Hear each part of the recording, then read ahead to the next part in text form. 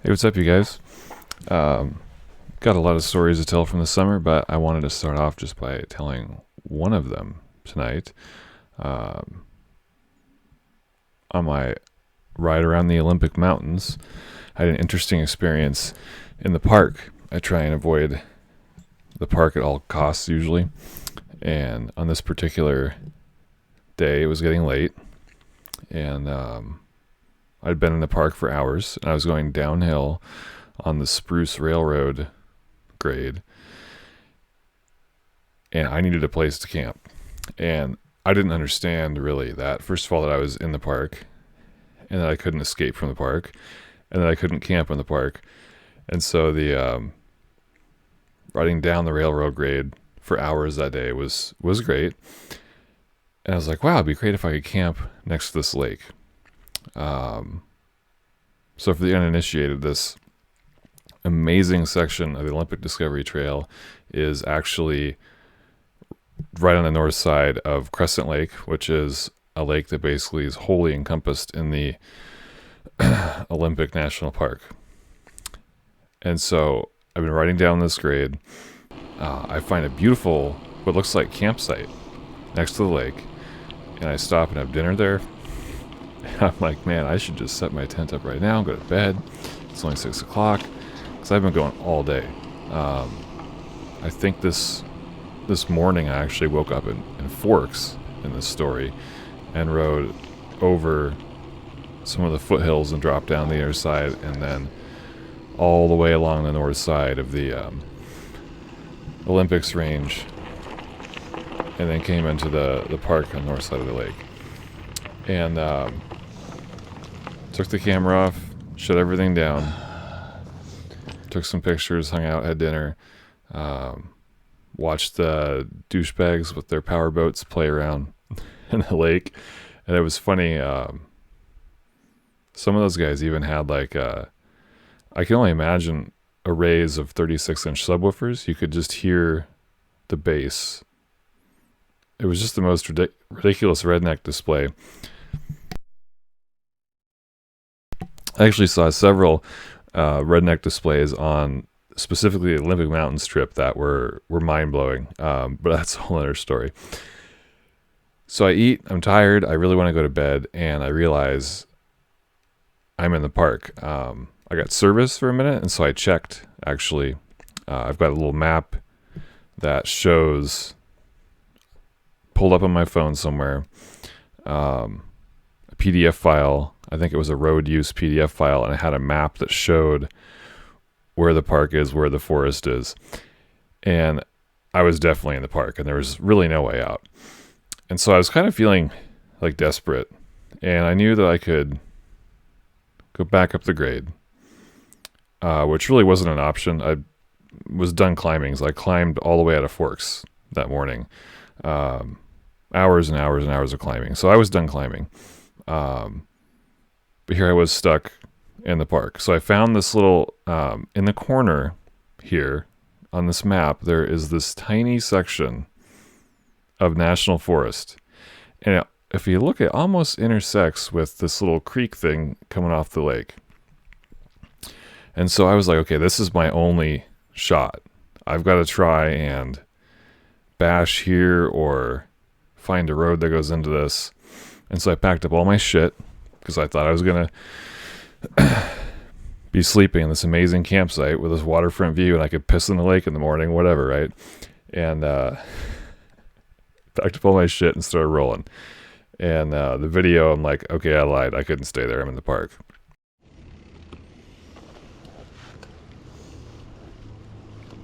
I lied.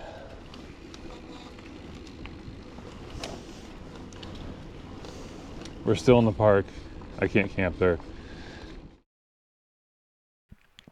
Now, here's the whole point of the story, okay? As I'm rolling down the hill, I'm starting to explain kind of to the camera what's going on. And there's this cute girl parked on the side, sitting on a rock, kind of contemplating the beauty of this amazing natural place that's probably her favorite place on the planet Earth, right? And I don't know. I looked back at the video. I don't see that she has a Bianchi, but I thought she was riding a Bianchi road bike for some reason. I mean, I'm blind, and so I just probably inferred that the label on the down tube was Bianchi or something. And so in my mind, I called her Bianchi Girl, right? And I see her sitting there, but I wasn't registering it. I'm still like pissed off that I'm in the fucking park. I hate the park. I don't want all these fucking rules and shit. I want to be able to do what the fuck I want. And so I go, this fucking place. And the instant I said that is when she chose to look at me. She like heard another cyclist, and I let out a deep sigh, and maybe she heard that as like a meditative, oh, what a great place to be. Oh, I love this kind of sigh. And she looks at me right as I deliver this line, this fucking place. And when she hears that, she like looks away. And it was so funny. There's something in that moment where like it was almost an attempt at connection or something, just to share a moment with somebody. And here I am just like talking to myself like, oh, fuck this place.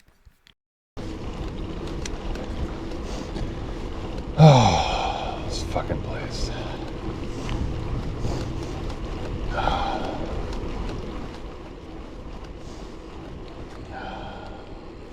I ride by, and I keep going. I end up climbing maybe 50 feet.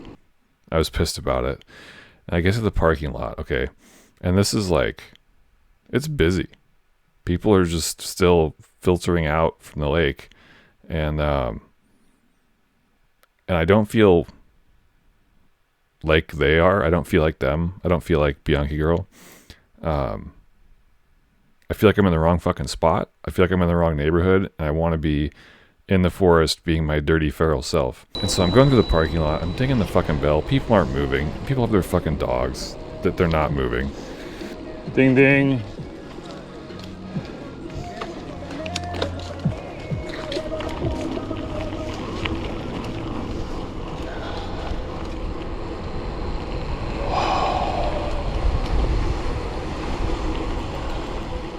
How's it going?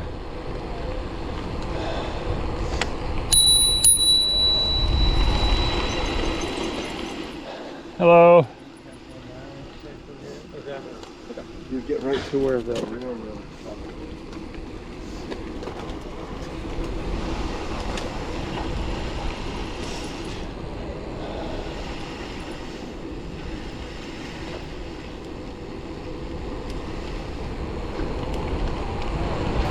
And there's this guy just meandering. I end up going around him. It's like he's in the middle of the fucking parking lot, zigging and zagging, walking towards his car or something. Like, he doesn't fucking give a shit. And it's just like, I'm just so disgusted with these fucking tourists, basically. And then I head out of the parking lot, and I'm looking for a road into this little section of national forest, right? It's like some sort of like a legal oddity that there's this section of forest in this corner. And I see this road, and I don't even believe it. It looks like it's a driveway for houses, and there's numbers there that look like fire department numbers for a house, but they're actually fucking road numbers. And I take this left, and instantly, I'm home again. Like, I'm not with these people. I'm not like Bianchi Girl. I'm just back to being in the national forest, and it felt so great. But it was also so weird because none of them even knew that was there. I almost missed it. I literally almost missed the turn because it didn't feel right. Like, it's like an alley you wouldn't even think about. And so I rode down that fucker for, I don't know, 5 or 6 minutes or something. First I was quiet because I still thought there might be houses. And nope, this is national forest, dude. And it instantly was like a different universe. And so in this matter of 15 minutes, I go from this manicured campsite that was, of course, too good to be true, riding by this girl that may come out there every day. It may be her favorite place on the planet. She might do this after work bike ride. That's kind of what I thought it was. ditched the fuck out of that whole tourist scene and got my feral ass into the woods. Home sweet home. And I searched the internet, nothing, dude. Nothing but people talking about what campgrounds. And I was like, you know what? I'm just gonna look at the map. I know the fucking forest is in here. Just leave the parking lot and take a left. It's right there, bro. And nobody would even, none of those people, all those people I've seen today, don't have a clue. And immediately I found just the perfect campsite.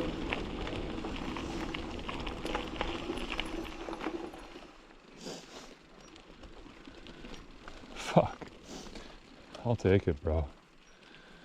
There's a whole thing going on back here. It even had like a separate, I kind of like sometimes when you're, like you find a campsite in the national forest, but there's almost like a secret one off to the side so people won't see you from the road. And it did have one of those, but it had these sections of fucking 2-inch cable, steel cable thrown in there. And I didn't feel like moving them. If it was earlier in the day, because I just didn't want to fuck my hands up or something, I didn't have full finger gloves. And so it was just too much. So I just set up where you would car camp in that situation. And the funny thing was there were 0 cars that entire night. And in the morning, I feel like 7:30 or so, a truck went by. And the same truck went by an hour or so later, the other direction. And then there was one additional truck that went by once. So 3 vehicles, 2 really, the entire time I was there. Now I will say I could hear douche power boats all night and in the next morning. I still was really a stone's throw from the park. And I don't think I was actually that far from the trail either, because I kind of looped around and came back. And so you could still hear all these boats and stuff from the lake. And I had an amazing sleep. Got up the next day. So I still don't know, Bianchi Girl, I look at the video now, and it looks like she's on a bikepacking rig. It's got 3 bosses on each side on the fork. She's got, it looks like maybe a commuter rack on the front. Definitely a gravel bike, though. And so I'm thinking maybe she's just got sort of a super commuter kind of rig. She wasn't like bike camping that day. It was clearly a recreational ride, but still, it just kind of makes me think, people don't even know where the wilderness actually is. They're too busy going where the sign says to go. So I don't know.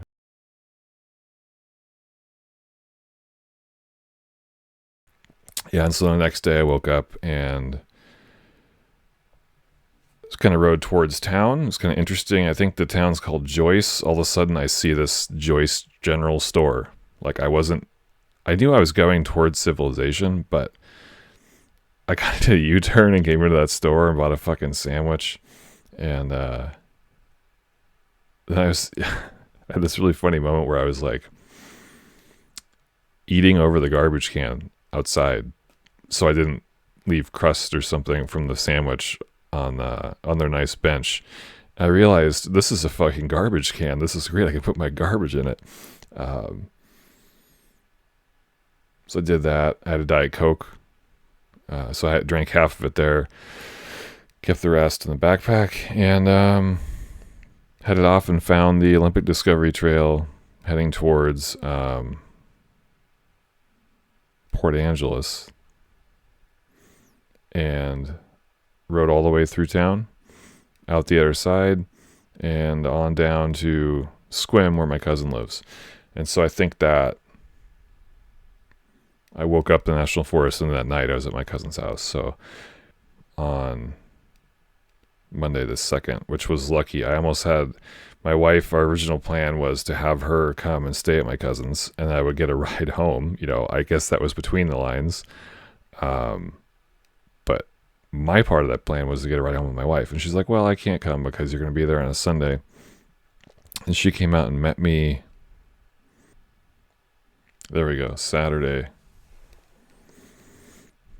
Okay, yeah. So I met my wife on Saturday the 31st over by 101. I woke up on the 31st in the Wainuchi drainage near the south end of the Lake Wainuchi. I took the Grisdale. I'm just staring at the calendar. I'm going all off memory. I'm just staring into space right now. I took the Grisdale Donkey Creek Road all the way to 101 from Wainuchi Lake, which I think is an excellent ride. Perhaps the best gravel ride I've ever done. Yeah, probably. It was like a freeway, dude. I think that aside from manicured gravel trails like the one from Ellensburg to Easton I did later, that Donkey Creek road was just amazing. So then she came out on 101 and picked me up on the side of the road. And we went to Forks and had dinner there. And I woke up in Forks on the 1st and then rode to the lake. So the story I just told at Crescent Lake was on the 1st of September. And I would have come into Squim on the 2nd. And got a ride home on the 3rd. Yeah, so I'm working on a bikepacking route for this whole Olympics deal. The reason I got a ride from Donkey Creek Road to Forks is because the west side of that Olympic situation is the hardest to do a route through, and I just decided it was a waste of time. There's 2 different Indian reservations that are really not in a good spot for getting a bike route through there. You end up basically, the logical choice is to ride on a highway the entire time. And then there's a state forest that doesn't allow camping, except in the campgrounds, which are not anywhere convenient.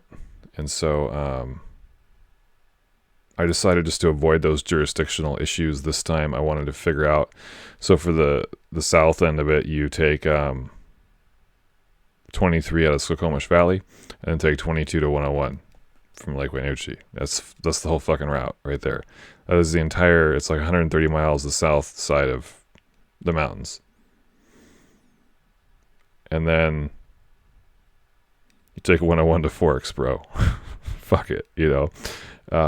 I do have a plan to figure out a route through the Clearwater State Forest, and people will just have to stealth camp at their discretion. The problem is that still dumps you out on 101 because there's no way to get over the Hoh River.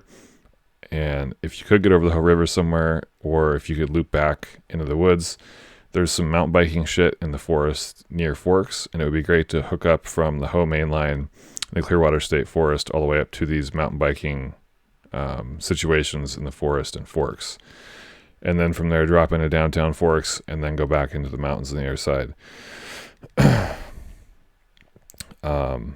But the north side is almost as easy as the south side. You just end up taking, can't remember the name of the forest road out of Forks, and take that over and drop down towards 101 on the north side of the Olympic Mountains. And then you hook up with Olympic Discovery Trail, and it takes you all the way to Squim. So really the west side, the jurisdictional issues, I haven't resolved that. And then on the east side, none of the forest roads connect. There's several different forest road networks coming in from the east side into the mountains, and they don't connect north-south. Not a single fucking one of them. So you end up having to jump from one forest road network to the next using 101, using the highway. And that pisses me off. So I didn't do the east side either. But I learned a lot when I was out there. I met a guy, oh man, what's his name? I can't remember his name. Starts with a T. Trevor or something. Met a guy out there doing the Olympic 420, which I think is a terrible route. I don't think you should do it. And I decided I want to call mine the Olympic 360. I can probably make it that much shorter and a lot less shitty as well. So that's the plan, is to try and figure out a way to circumnavigate the Olympics mainly on gravel with not as much single track as the 420 tries to do. And it's going to focus really on these west and east components where it's tricky because otherwise it's fucking dialed in, man. And if you don't mind the highway, I could write this on a post-it note for you. It's pretty fucking gravy. So I'm going to do this video actually is just a little story time video, right? I'm going to try and do a full video on the Olympics ride. And I don't think it'll be really edited like this one. It'll probably just be my normal long form videos. What I may do though is do it more like a mountain biking video. Like if you're just going to make a mountain biking video, just show the downhill shit. I think what I might do is show some of the gravy gravel shit like on Donkey Creek Road. I'll probably leave out all the bike bashing up hills and swearing for hours parts. I did have a little bit of that when I was exploring around Lake Wainuchi because I wanted to find a road from the north end of Wainuchi into the Humtulips drainage, and I was unsuccessful. There isn't a good way to do that. I don't think you should try it. If you do want to, I would actually recommend the way the 420 route does it. But I met a guy that was trying to run 40 miles that day, and he said, don't do it. Like, he, on foot with almost no supplies, was not happy with the trail. And so you with your bike would not be happy with the trail. So I don't think it's fun. I don't think anyone should do it ever again. I think just soak up the gravy gravel on Donkey Creek, which is Forest Road 22, if I remember right. And that drops you out. Got a picture here at the intersection where it drops you out. And from there you hook up with 101, bro. That's it. You gotta ride on the highway. And it sucks because you hear the rumble strip the whole fucking time for hours. Just people zinging by you. It's not that great. The shoulder's not very wide at all, and it comes and goes. I rode on 410 more recently, coming back from Ellensburg and Greenwater, and that was actually great. So it's funny how one state highway versus another, but 101 I think is a shit highway to ride on. It's nerve-wracking, and it is entirely impossible to avoid on that west side, probably on the east side too. So I haven't decided how we're gonna present that video, because I don't have the west and east side figured out. I really can't do a bikepacking route for it yet. So I've already been working on this for 3 years. I don't have the route yet. So I'll tell you though, the ODT is good for the top, the north side, and taking 23 from, the Pretty Cutoff Road area in Shelton all the way to Lake Wainuchi, and then from Lake Wainuchi taking the 22, which is the Grisdale Donkey Creek Road, all the way to 101. That's excellent. So those two sections are pretty dialed. But I'll still try and get some of the adventures I had in there and get that uploaded. And then the other trip I did a few weeks after that, I'm not sure the dates, I rode from my house again. And I'm going to talk about this for a minute, actually. Riding from my house instead of getting a ride out there is just amazing. It basically adds a full day on either end, but there's something about it that you can't quantify. It gives a sense of like continuity to the trip that you just don't get if you get picked up and dropped off. And so even though it's like the first day on the Olympics ride, I did 60 miles or something. That was worth it though. Because I made it from my house all the fuck way out to the National Forest on that bike, just fucking bombing. The hardest part was, there was some shitty parts on the pull line. Don't get me wrong. The pull line actually is not down like a Forest Service road. It literally is a straight line. It just goes up and down over all kinds of stupid shit.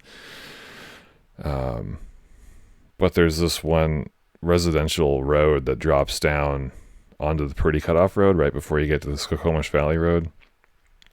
I had to stop like 4 times while the brakes cooled down, so that was kind of shitty. But otherwise, that first day was great. Just smashing the miles. The bike's just a fucking weapon. It's just great. It's Poseidon Redwood. I give several bike checks in the video, so I'm sure you guys have already seen one of those. But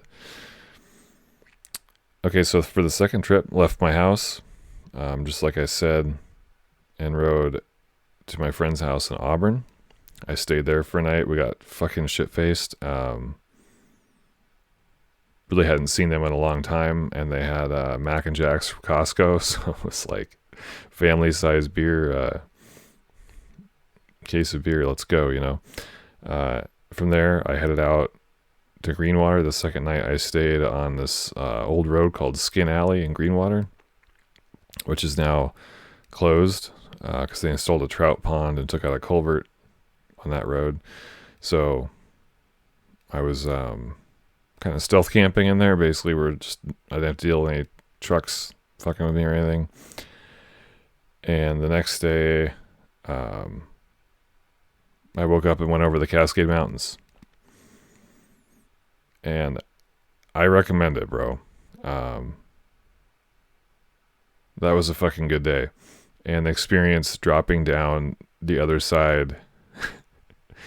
I went over the Natchez Pass, and then I figured out like a little forest road kind of detour to hook back up with the main forest road on that side. And you have this moment where you see the trail that you would have been on, like the actual pass, and then you can like hold your breath and you get to pavement. And when you hit the pavement, you're literally going 45 miles an hour downhill for like 15 fucking miles. And this bike was just smashing that shit. And it's funny because the first, like, you get this thought in your head, like, what if there's a pothole and I'm going 45 and I can't fucking see it because it's in the shade or something? And the first section of road, though, it's like they paved it starting at Civilization, and each year they did a few miles, so the stuff up at the top is fucking perfect. And then when you end up hitting a couple bridges before you get to the shit where there would be potholes. I don't even know if there are any potholes, but I know that you have like an hour of like worry-free riding. It's just great. Yes, that was excellent. And then from there I went over, there's a big ridge you have to get over to get towards the Ellensburg sort of, not really a valley, but you have to go over the Umptanum Ridge to get into Ellensburg. And that was the following day's task, and that was a long day. I got into town later than I thought, a few hours later than I thought. Stayed there for 2 days. So it's, 2 nights with so a 0 day in the middle. My philosophy is sort of like, if I'm going to get a hotel room, I should take a 0 day. Otherwise, I probably don't need the hotel room. And it was $117 for 2 nights. So it's like, what the fuck? I probably spent more on food when I was there. And I took the Palouse to Cascades State Park Trail from Ellensburg all the way to Easton. And then in Easton, I get on Cabin Creek Road and disappear into the forest again. And I have an excellent time. I have a really nice route that goes through the forest and hooks back up with the Greenwater Natchez Road. And it's fun, except for the climbing, obviously. It's just a really cool part of our state, I think. But anyways, the notable thing this time was, since I took that 0 day, and since I had Arby's with me for my snack breaks and shit, I fucking smashed out of Ellensburg, dude. I made it to Easton from Ellensburg in 5 fucking hours. And there's some Sunday afternoons where you can't do that fast in a fucking car because you spend 3 hours in Cle Elum in traffic, you know. The bike was just fucking sucking up those miles. And there's a lot of times I was in my highest gear with my head down just for like 20, 30 minutes at a time. Just smashing. So yeah, it was a really good day. I ended up bonking though because of that. It's just a ton of miles, ton of salt in my system the day before, and I was eating Arby's all fucking day. And then when I ran out of Arby's, I just didn't eat. So eventually that day I did get over Tacoma Pass, and I was really taking it easy.